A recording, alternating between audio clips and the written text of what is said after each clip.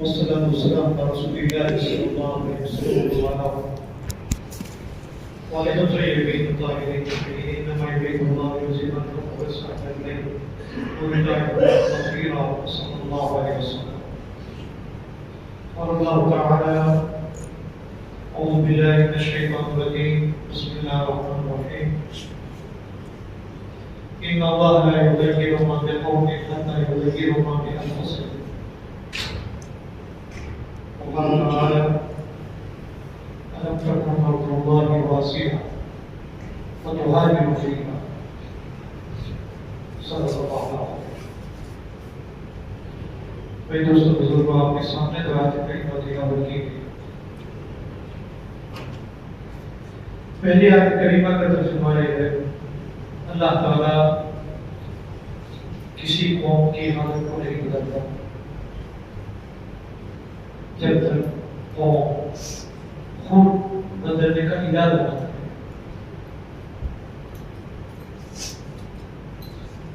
दूसरी आयत करीमा का तर्जुमा है कि मक्का मुकर्रमा में अल्लाह के दीन पे चलना, इबादत करना, दीन की दावत देना मुश्किल हो गई। जबरदस्ती कुफरिया का नाम कहलवाए जा रहे थे, बुतों के सामने उनके सरों को झुका दिया जाता था जबरदस्ती। अल्लाह ताला ने ये हुक्म भेजा, क्या मेरी जमीन वसी नहीं है, बड़ी नहीं है, वो तो हाजिर फिया, जाओ उसमें हिजरत करो। सहाबा ने हिजरत करना। अभी जिन अय्याम से हम गुजर रहे, सारे के सारे बरकत वाले दिन हैं। जिल्हज जब भी बाकी है, तो सकता है आज मुहर्रम शुरू या कल हो, शाम की ऊपर है। इस्लाम का नया साल मुहर्रम से शुरू होता है।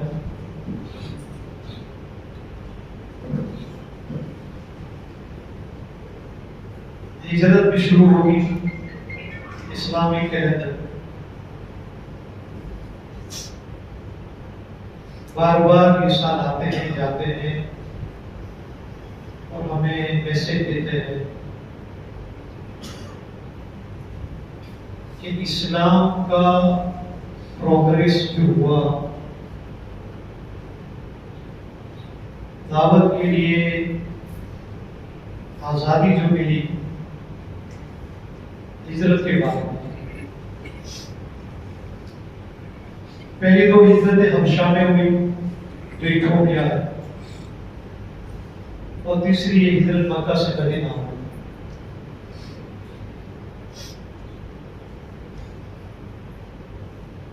आयशा रज़ियल्लाहु अन्हा की रिवायत है, तो हिजरत करके मदीना मुनव्वरा तशरीफ लाए तो 10 मुहर्रम को यहूदियों को रोजा रखते हुए देखा। नबी करीम सल्लल्लाहु अलैहि वसल्लम ने उन लोगों से पूछा, आप लोग रोजा क्यों रखते हो? उन्होंने कहा, 10 मुहर्रम को अल्लाह ताला ने हज़रत मूसा अलैहिस्सलाम और बनी इस्राइल को फिरौन और उसके जुल्म से नजात दी, उनके बेटे को समंदर में गर्क कर दिया, जिसकी खुशी में और अल्लाह के शुक्र में मूसा अलैहिस्सलाम, हारून अलैहिस्सलाम, बनी इस्राइल ने 10 मुहर्रम को रोजा रखा। हम भी रोजा रखते हैं। नबी करीम सल्लल्लाहु अलैहि वसल्लम ने फरमाया, नाम अक़रब बे मूसा, तुमसे ज्यादा करीब और तुमसे ज्यादा अच्छा हमारा रिश्ता मूसा अलैहिस्सलाम के साथ है, और हमारा ज्यादा हक बनता है। तुम लोग रोजा रखते हो, हम भी रोजा रखेंगे, लेकिन तुम्हारी मुखालिफत में नबी करीम सल्लल्लाहु अलैहि वसल्लम ने अपनी उम्मत को फरमाया, हम 2 रोजा रखेंगे, 9-10 का या 10-11।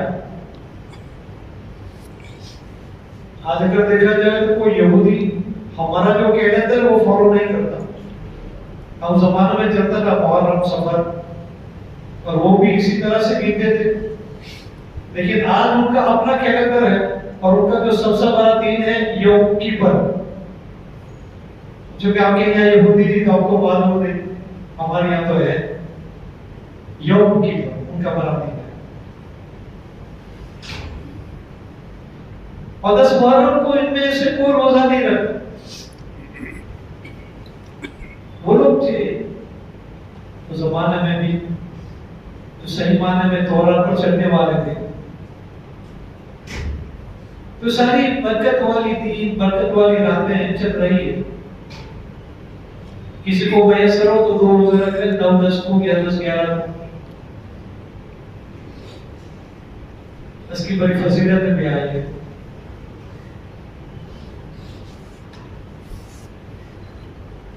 कि सबसे बड़ी बात यह है,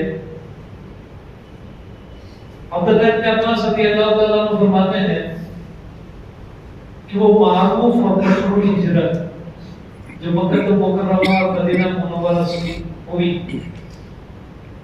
वो हिजरत तो क़यामत तक के लिए खत्म हो गई। लेकिन एक हिजरत हमेशा बाकी रहेगी, गुनाह और मासियत से इताअत की तरफ। नाफरमानी और गुनाह की जो जिंदगी है, नाफरमानी और गुनाह की जो जमीन है, इस दिल को जो हमने बिगाड़ा है, इस नफ्स को जो चढ़ा रखा है, वहां से हिजरत करके अल्लाह की इताअत, अल्लाह की तरफ रुजू करना। हमारा मसला शासन प्रशासन नहीं है, ये धोखा है। हज़रत यूसुफ नबी ने फरमाया था कि फसाद और बिगाड़ बाहर का नहीं है, फसाद और बिगाड़ अंदर का है। बाहर जो कुछ तुम्हें नजर आता है वो रिफ्लेक्शन है, प्रतिबिंब है, अक्स है। हम अक्स को देखते हैं, प्रतिबिंब को देखते हैं, रिफ्लेक्शन को देखते हैं और असर लेते हैं। मैं इसको बदलो, इसको बदलो, इसको बदलो। मौलाना रूमी रहमतुल्लाह अलैह ने उसकी मिसाल देकर समझाया कि गुबार हमारे चेहरे पर है, जख्म चेहरे पर है, गंदगी, आलूदगी और दाग हमारे चेहरे पर है। अब जब आप आईने में देखेंगे तो आईने में वही चीज नजर आएगी।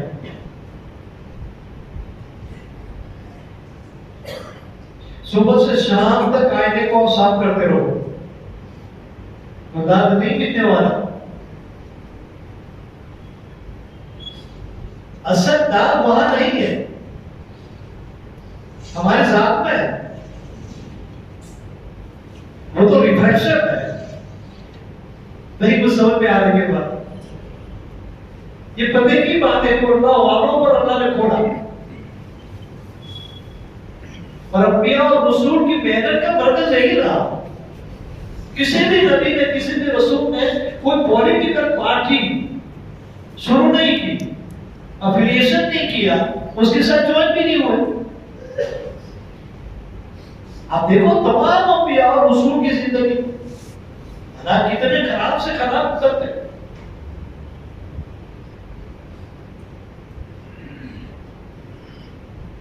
अल्लाह ने उन पर यह बात खोली कि असल बिगाड़ अंदर का है, फसाद अंदर का है। इसकी पादाश में यह हालात है, ये रिफ्लेक्शन है।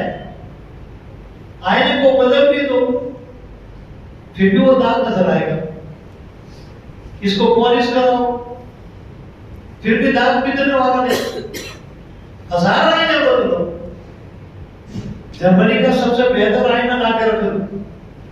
अब आप हैरान और परेशान रह जाएंगे, मैंने कितनी सफाई की, मैंने कितनी पॉलिश की, मैंने आईने तोड़ दिए, कितना कीमती और महंगा आईना लेकर के आया, फिर भी ये कम वक्त दांत पिटता नहीं।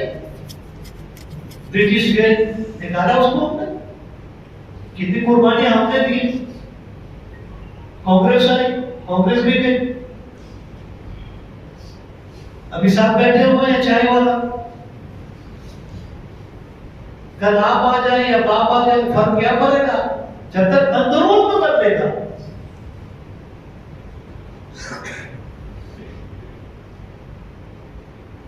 हज़रत नबी ने फरमाई, अंदर का जो फसाद है ये सारी बीमारियों की जड़ है,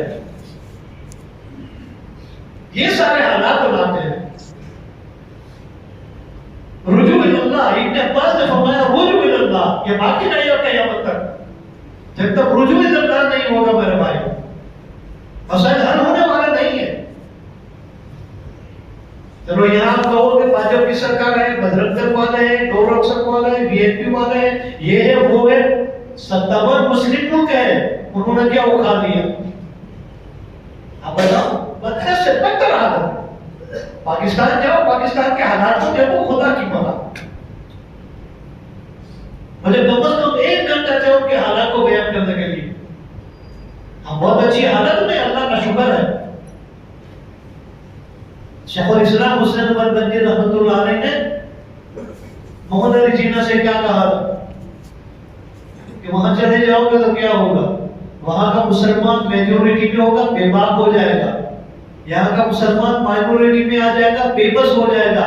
और बेबसी और बेबाकी दोनों सोशल के लिए खतरा। नहीं कुछ समझो, वो आलिम नहीं था, सिर्फ वो खानका का आदमी नहीं था, वो सिफी बरस नहीं था, बहुत बड़े सियासी गुजरे। ये जो सियासत वाले नहीं, इनको तो उनकी हवा भी नहीं। शेखुल इस्लाम हुसैन नबरबंदी कोई मामूली इंसान नहीं थे। हज़रत इलियास से जब किसी ने कहा कि उसे नंबर को हमारे मरकज में आने ना दो, ये सियासी आदमी है, ये पॉलिटिकल आदमी है, हमारा इमेज खराब होगा। हज़रत ने क्या फरमाया कि उसे नंबर को क्या समझाया तुमने? अगर नबूवत और नबूवत का सिलसिला बाकी होता तो इस दौर का, इस वक्त का, इस जमाने का नबी हुसैन नबरबंदी होते। ये काम जो मैं कर रहा हूं, ये मुल्क की रूहानी पुष्ट पनाही है। और आखिर में क्या कहा? मेरे जैसे 100 सीनियर्स को जमा किया जाए, तब जाके हुसैन नबरबंदी बनता है।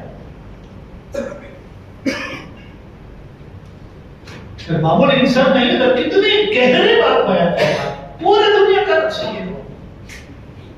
जो मेजोरिटी वाले हैं वो बेबाक हो जाएंगे, जो माइनॉरिटी वाले हैं वो बेबस हो जाएंगे। न बेबस कुछ कर सकेगा, न बेबाक कुछ कर सकेगा। बेबाक मेरे को गर्क कर देगा। पाकिस्तान ने जो इस्लाम का बेड़ा गर्क किया है, सबसे बड़ा मुजरिम आज अरबों के बाद है तो पाकिस्तान है। मैं साफ कहता हूं, आप इमोशनल ना हो जाए, आप जज्बात में ना आ जाए। मैंने बड़े करीब से देखा, मैंने सफर किया इन मुल्कों का।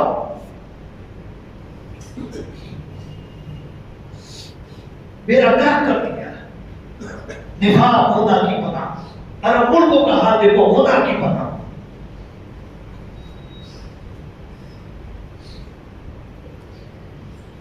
ये फसाद अंदर का है, 57 मुस्लिम मुल्क है। फलस्तीन के बारे में आज तक कोई नहीं बोलता है।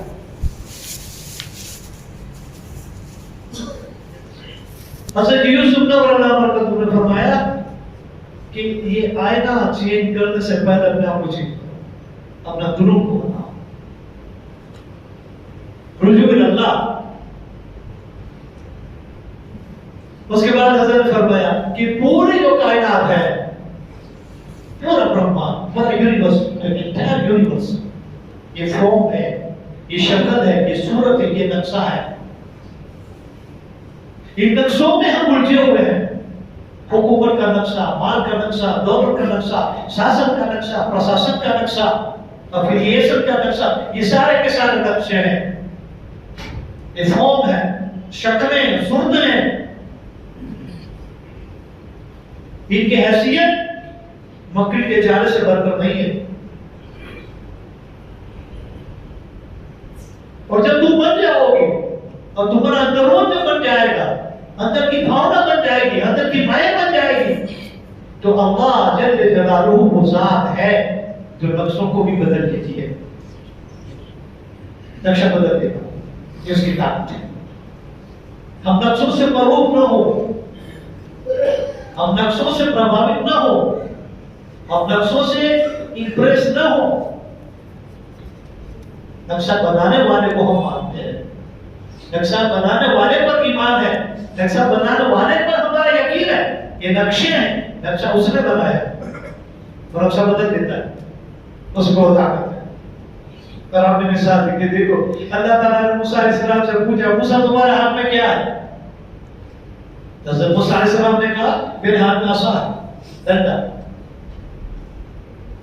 देखो डंडा एक नक्शा है, डंडा एक शक्ल है, डंडा एक सूरत है, एक फॉर्म है।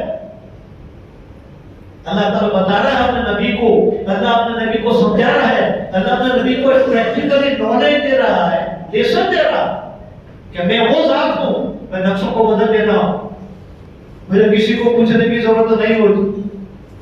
अल्लाह ताला ने फरमाया इसको फेंक दो, जब वो सफेद थी सांप बन गए।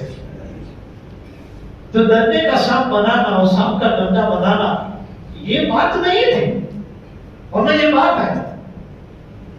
इन रियलिटी हकीकत के अंदर में ये बताया जा रहा है, ये समझाया जा रहा है कि डंडा एक नक्शा था, नक्शा बनाने वाला मैं हूं, मैंने इसमें चेंज कर दिया। We did no second, we did no minute, we did no moment, सांप बन गया। असा में हरकत नहीं है, सांप में हरकत है। जिस चीज में हरकत नहीं उसको मैंने हरकत वाली कर दी। डंडे में जान नहीं है, सांप में जान है, जो बेजान थी उसमें मैंने जान पैदा कर दी। डंडे को किसी को दर्द नहीं लगता, सांप से लोग डरते हैं। ये डंडा यहाँ पर है, हम सब बैठे हैं, लेकिन अगर यहाँ पे सांप निकल रहा है सब भाग जाएंगे। ये मामूल है, ये बेडर है, इसे कोई डर नहीं लगता, सांप से डर लगता है। जो चीज बेखौफ थी उसको खौफ वाली बना दी। डंडा काटता नहीं, सांप काटता है। जो न काटने वाली चीज थी वो काटने वाली बन गई। डंडे में जहर नहीं है, सांप में जहर है। जिसमें जहर नहीं था उसको मैंने जहर वाली बना दी। मटीरियल कहां से आया? विदाउट मटीरियल, ये है वो ताकत। अम्बिया रसूल ने अपनी उम्मत को उस जात से जोड़ा है जो नक्शा वाला है, नक्शा बनाने वाला है। हमारे और आप और सारी कायनात के पैदा होने से पहले उसकी वो ताकत थी, है और रहेगी। इस राज को अम्बिया ने समझा, रसूल ने समझा, औलिया ने समझा। मेजोरिटी माइनॉरिटी इस्लाम में नहीं है। आप कहते हैं मुसलमान माइनॉरिटी में है। अरे भाई, ये मेजोरिटी और माइनॉरिटी कहां से आई? हज़रत ख्वाजा खान, हज़रत गरीब नवाज, हिंद वली, ख्वाजा मोहद्दीन चिश्ती रहमतुल्लाह अलैह जब हिंदुस्तान में तशरीफ लाए तो अकेले आए थे। एक लोटा है जिससे वुजू करते हैं, पानी पीते हैं, मुसल्ला है और कुरान है। क्या चीज? उसके मुकाबले में इतनी बड़ी सल्तनत, आज तक हिंदुस्तान में हिंदू की इतनी बड़ी सल्तनत नहीं आई। पृथ्वीराज चौहान सब कुछ है, शासन, प्रशासन, military, intelligence, everything in A possession. क्या बात? एक फकीर आता है मदीना मुनव्वरा से, रोज़े मुबारक से, एक ढेर को लेकर, एक मिशन को लेकर। सरकार दो आलम सल्लल्लाहु ने उनको भेजा, जाओ और तौहीद की शमा वहां जाकर जलाओ। आए एक मिशन ले जाते, बने थे। हम सब कुछ है, बने नहीं है। मेरा पहले सबसे जरूरत मुझे है कि मैं बनूं। ये हिजरत है, ये मुहर्रम है, ये वही मैसेज में देता। मक्का से मदीना भेजा गया बनाने के लिए। यहां बनना मुश्किल है, जाओ वहां का। अपना घर छुड़वा दिया, अपनी मारूफ सरजमीन को छुड़वा दिया, अपनी मिलाद की जगह को छुड़वा दिया, जहां पैदा हुए, जहां बचपना गुजरा, जहां जवानी आई, जहां नबूवत बनी, मोहम्मद जिब्रील है, वो उसको छुड़वा दिया गया। निकलो, जब तक बनोगे नहीं काम होने वाला नहीं। हज़रत गरीब नवाज बन गए, उस मकाम पर पहुंच गए। बस मौलाना रूमी क्या कहते हैं, 1 घंटा कोई आदमी आग के ऊपर बयान करे, आपको घर में पहुंचेगी? धोखा मत दिलाओ, मैं जवाब दूं। मैं अभी 1 घंटा आग के ऊपर बयान करूं, आपको घर में पहुंचेगी? बोलो हाँ या ना? नहीं पहुंचे। मैं 1 घंटा बर्फ के ऊपर बयान करूं, आपको ठंडक पहुंचेगी? हाँ या ना?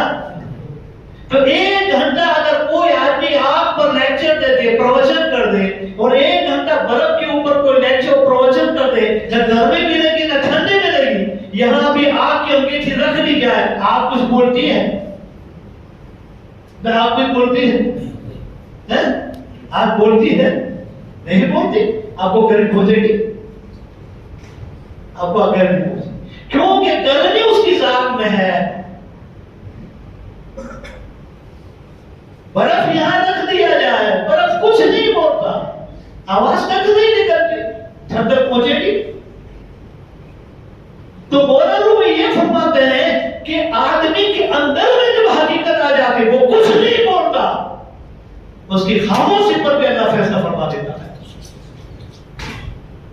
आप देखेंगे हजरत गरीब नवाज के बयान कई छपे,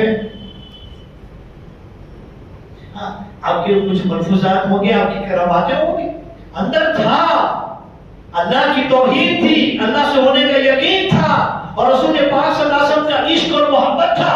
जब आपका विशाल हुआ तो उनकी पेशानी पर नूरानी उर्दू से लिखा हुआ था, हबीबुल्लाह माता फी हुब्बिल्लाह, अल्लाह का प्यारा, अल्लाह को दुलारा, अल्लाह का महबूब, अल्लाह की मोहब्बत में चला गया,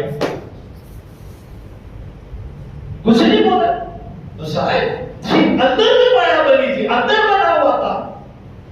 वह हिंदुस्तान सब कॉन्टिनेंट के नक्शे को बदल दिया, हजारों ने तौबा की, हजारों ने इस्लाम कबूल किया। जब आपका जनाजा उठा, 1 करोड़ अपने पीछे कलमा पढ़ने वाले छोड़ कर गए थे। तो क्या शासन, प्रशासन, हुकूमत ये चीज उनके रास्ते में नहीं थी? भाइयों, वही बात, वो जात है, वो नक्शे को बदल देती है। जब तुम अंदर से बदलोगे, हालात को बदल देगा।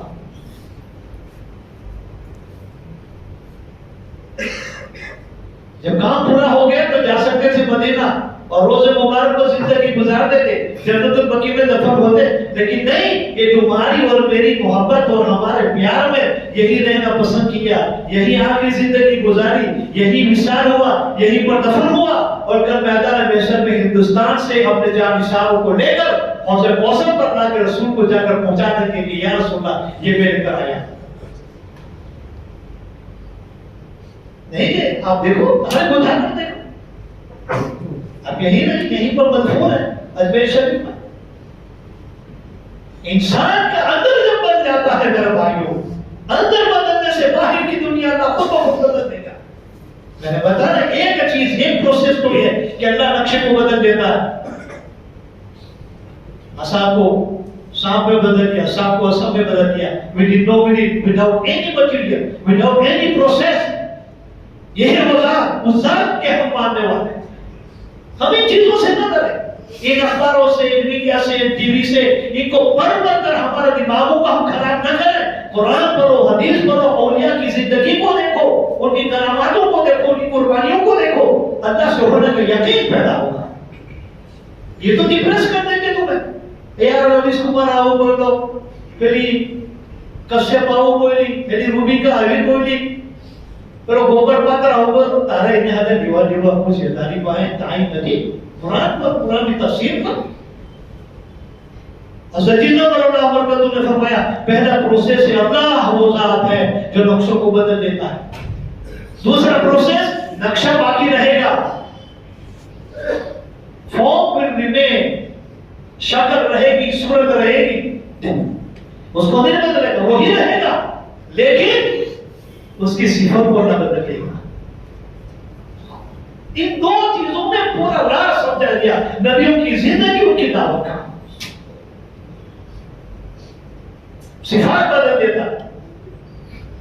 जब दरिया के ऊपर आए तो कौम ने कहा कि अब तो हम मर गए। हज़रत मूसा ने कहा, कल्ला इन्नमा या रब्बी, नहीं यार किसी नहीं, मेरा रब मेरे साथ है। अल्लाह से पूछे अल्लाह मैं क्या करूं? कहा ये असर पानी में मारो।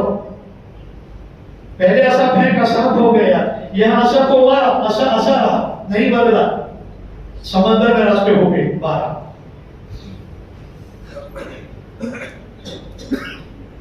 जान बाकी रहे, नक्शा बाकी रहा, सिफत बदल ये हो जाता है, सिफत बदल देता है। Change of mind, change of heart, change of attitude, change of quality. उस बार में पहुंच तो बनी इसराइल का पानी नहीं है, खाने के लिए, पीने के लिए, नहाने के लिए, वुजू के लिए, गुस्ल के लिए पानी की जरूरत है। मुसलसल ने नहीं कहा चलो हम जमा हो जाते हैं कुआं खोल दे, नहीं। अल्लाह से पूछे अल्लाह क्या करो? वो इस सस्ता मूसा लक़ौमी फकुलना ضرب بعصاك الحجر فانفجرت منه 12 عينا। ये मूसा वो पत्थर है, वो सीधा है, वो रॉक है, उसके ऊपर तुम्हारा सांप मारो। अल्लाह बता रहा है एक ही चीज से डिफरेंट काम हो रहा है। पानी पर मारा तो सूखा रास्ता बन गया, और पत्थर के ऊपर मारा जिसमें कोई मटीरियल नहीं है, पानी का बूंद तक नहीं है, अल्लाह ताला ने 12 चश्मे पानी के वही से निकाल दिए। जात बागी नहीं, इसी पर बदल गए। भाई इस धोखे से निकल जाओ। बाजा पे बदल कर खुदाए पाक की कसम, एक मगरी के जाने से ज्यादा इसकी हैसियत नहीं है ईमान वाले के ईमान के मुकाबले। ये नाउमीदी, ये खौफ, ये हिरास दिलों से निकाल दो। हम उस जात के मानने वाले हैं कि हमारे ख्वाजा तो अकेले थे, अब तो 20 करोड़ है। अल्लाह की तरफ रुजू कर लो। ये मेरा ये हिजरत आई है, हिजरत गुनाह की जिंदगी से निकल जाओ, इताअत की जिंदगी के अंदर में आ जाओ, मासियत से निकल जाओ, रुजू अल्लाह कर लो, अल्लाह से मांगने वाले बन जाओ, अल्लाह की जात में यकीन रखने वाले बन जाओ। अल्लाह ताला किसे सिफातों को बदल देता है। नबी करीम सल्लल्लाहु अलैहि वसल्लम ने फरमाया कि इंसानी जगत में 2 सबसे बड़े बदबख्त हैं, उससे बड़ा बदबख्त कोई नहीं हो सकता। एक वो जो नबी को शहीद करे, नबी का मानने वाला, नबी को कत्ल करने वाला, नबी को शहीद करने वाला सबसे बड़ा बदबख्त इंसान है। और दूसरा वो जिसको नबी कत्ल कर दे, जो नबी के हाथ से मरा, इससे बड़ा बदबख्त कोई नहीं। और जिसने नबी को शहीद किया, इससे बड़ा बदबख्त कोई नहीं। मक्का वालों ने, कुफार और मुशरिकीन ने बहुत कुछ किया, किसी की हिम्मत नहीं हुई अल्लाह के रसूल की जान को ललकार दे, किसी की भी। उमर खड़े हो गए, जब मशवरा किया अबू जहल और उसकी पार्टी ने कि क्या किया जाए, तो बस खत्म कर दो, लेकिन कत्ल कौन करेगा? उमर खड़े हो गए, कहा मैं नहीं ना। अबू जहल ने कहा ये काम उमर तू नहीं कर सकता, अपने गले के अंदर में तलवार को डाली हुई कर दी। आप देखो इससे बड़ी बदबख्ती क्या हो सकती है कि एक नबी को कत्ल करने के दर के ऊपर उमर जा रहे हैं। ये हिम्मत कहां से आई? एक नबी को कत्ल करने की अबू जहल की हिम्मत नहीं हुई, उतबा की नहीं हुई, शैबा की नहीं हुई, उमैया की नहीं हुई, नजर बिन हारिस की नहीं हुई। उमर खड़े हुए, गले के अंदर में तलवार को लटकाया, खुली तलवार को लेकर गया कि आज मैं सर काट के लाऊंगा। और जब दरवाजे को पहुंचे, दार अरकम के अंदर में अल्लाह का रसूल दीन सिखा रहा है, दरवाजा नॉक किया उमर ने। हुजूर ने फरमाया जाके देखो कौन है। सुराग में से एक साथी ने आकर देखा, कहा या रसूल अल्लाह उमर है। हम सब मुसलमान हो चुके थे। हमने कहा कोई बात नहीं, मैं जाता हूं। अल्लाह के शेर दरवाजे के ऊपर आए, दरवाजे को खोला। हमजा बिन अब्दुल मुत्तलिब ने कहा उमर क्या बात है? इज्जत अदब और एहतराम से आएगा, मेरे नबी का तकद्दुस का ख्याल रखेगा, मेरे नबी की इज्जत और अजमत को समझेगा, हम तुझे इज्जत देंगे, वरना तेरी तलवार से तेरी गर्दन उड़ा दूंगा। उमर आए, अल्लाह के रसूल ने दामन को पकड़ा, झटका दिया और कहा उमर कब तक जहालत की इस घटा टोक खर्चों में भटकते रहोगी? कहा या रसूल अल्लाह, मैं तो सर कदम लेने करने आया था, मैं तो आपको कत्ल करने आया था, लेकिन आपका गुनाह पड़ गया, मुझे भी कलमा पढ़ा दो, मेरा दिल बदल गया। अब देखो मेरे भाई, बात में खत्म हो गया ना, बच चुका है। अब देखो उमर की जात वही रही, उमर नहीं बदला, नक्शा नहीं बदला, शक्ल नहीं बदली, सूरत नहीं बदली,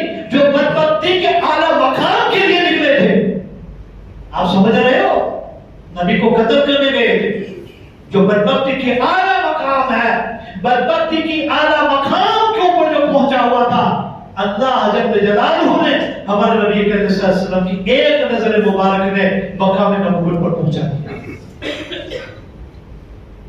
मकाम बदबख्ती से मकाम नबूवत पर पहुंच गया उमर। हुजूर फरमाते हैं उमर, अगर मेरे बाद नबूवत होती लखाना उमर तो नबी बनता। जो शैतान की जाल में ऐसे फंसे थे, अल्लाह के रसूल का सर लेने के लिए गए थे, आज उसी उमर को अल्लाह का रसूल फरमा रहा है, ये उमर जिस गली में, जिस वादी में, जिस रास्ते पर, जिस बात पर तो कदम रखेगा, खुदा पाक की कसम शैतान उस रास्ते के ऊपर नहीं आएगा, वो भी रास्ता बदल देगा। शैतान की मदद नहीं होगी। इतना ही नहीं मेरे भाई, सिफत तुम देखो कैसे बदले। और सवाल कहता है रसूल से, अलस्ना अल हक या रसूल अल्लाह, क्या हम हक पर नहीं है? क्यों नहीं हम हक पर हैं? ये उमर तो ये सवाल क्यों पूछता है? कहता जब हम हक पर हैं, वो बातिल परस्त, वो भूत की पूजा करने वाले, वो खुल्लम खुल्ला कुफर और शिर्क करने वाले और गैरुल्लाह पर नजराने चढ़ाने वाले खुल्लम खुल्ला बैतुल्लाह की इबादत करते, और हम छुप छुप कर उस वहदहु ला शरीक की इबादत करें, जो कायनात का बनाने वाला है, जो ब्रह्मांड का बनाने वाला है। उसने पूछा क्या चाहते हो? आज हरम पाक में जमात के साथ नमाज होगी, और मैं देखता हूं किसी ने अपनी मां का दूध पिया है, जो आकर हमें चैलेंज करे। उस वक्त 40 मुसलमान हुए थे, ये 40वां नंबर था, 40 के ऊपर रिवॉल्यूशन आता है। बस उमर जवान को लेकर निकले, इस तरफ है, इस तरफ है। एक लाइन में हमजा है, दूसरी लाइन में उमर है, बीच में अल्लाह का रसूल जन्नत का दुल्हा। और अबू जहल जब दूर से देखता है, वो इंतजार में था कि उमर असर लेकर आएगा, लेकिन क्या हुआ? उमर तो 40 को लेकर आ रहा है, गले में तलवार भरी हुई है और चाल के अंदर में बदल आ गया है, आंखों में खुमार आ गया है। ये ईमान का खुमार था और मेरे और आपके हमारे नबी की नजर का वो असर था। अबू जहल ने कहा उमर बदल गया, जिस जोश और करार से गया था आज उमर वो नहीं रहा। अबू जहल ने देखा कि अब यहाँ बैठने में फायदा नहीं है, वो भी चुप दबाकर भाग गया और पहली बार हरम के अंदर में तवाफ हुआ और अल्लाह की इबादत हुई, खुली हुई। अल्लाह ने पूरा कंडीशन को चेंज कर दिया, उमर बाकी रहा, सिफत बदल गई। इतना ही नहीं मेरे भाइयों, सबने छुप छुप की हिजरत की, और उमर की जब हिजरत की बारी आई, छोटी हिजरत नहीं की। रिवायतों में आया हरम पाक में आए, तवाफ किया और चोटी पर चढ़े और ऐलान किया, जो मुझे जानते हैं वो जानते हैं, जो नहीं जानते वो जान ले, मैं उमर इब्न खत्ताब हूँ, मैं खत्ताब का बेटा हूँ, मैं हिजरत के लिए जा रहा हूँ। अगर कोई ये चाहे कि उसकी माँ उस पर रोए, उसकी औरत बेवा बने, उसके बच्चे यतीम बने, फदकी यानी में वराए हाज़िर वाली, हरम पाक के पीछे जो वादी है, जो वैली है, वहां आकर मेरी मुलाकात करें। मैं देखता हूं किसी ने उसकी मां का दूध दिया है, जो हुजूर को चैलेंज करने वाला था, आज उनको चैलेंज कर रहे, आ जाओ। रिवायत में तीन रात उमर सुवानी में रहे, सराने के ऊपर तलवार रखी है, दाएं बाएं तरकश और तीर रखे हुए, किसी की मां का लाल नहीं आया जो उमर को चैलेंज करने के लिए आए। मक्का के कमजोरों को, बेवाओं को, औरतों को, बच्चों को, बूढ़ों को, बीमारों को पता चला कि उमर 3 दिन से वहां इंतजार में, अभी तक कोई मां का लाल नहीं आया। सब वहां पर जमा हो गए। एक जमात ऊपर लेकर निकला था दारे अरकुम शहर में, भारत में खुद अल्लाह की इबादत के लिए।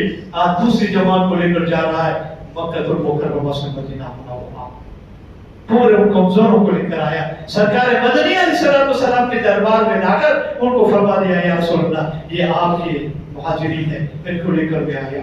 जब उनका विसार हुआ, इब्न मसूद रोने लगा और कहा, उमर तेरा इस्लाम के लिए ताकत थी, ये उमर तेरी हिजरत गरीब और कमजोरों के लिए पुष्टपनाई थी, ये उमर तेरी हुकूमत और खिलाफत उमर पर रहमत थी।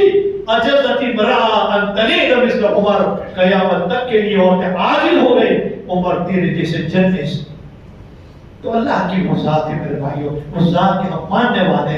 हिजरत यही हमें बताती है कि हमारी इस दुनिया की नफसानियत की जो जिंदगी है, इससे निकल जाओ, अल्लाह की तरफ रुजू फरमा लो, फिर आप देखो अल्लाह ताला हालात को कैसे बदलेगा।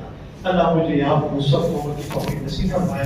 हजर में जो लेखा थे जिनका इंतकाल हो गया है, उनके लिए भी दुआ करें, अल्लाह ताला उनको गनी के रब्बत बनाए, अल्लाह अपने दर्जा को बुलंद करे, अल्लाह ताला तमाम उनकी मंजिलें आसान फरमाए और उनके रिश्तेदारों को अल्लाह सबसे जमीन नसीब फरमाए।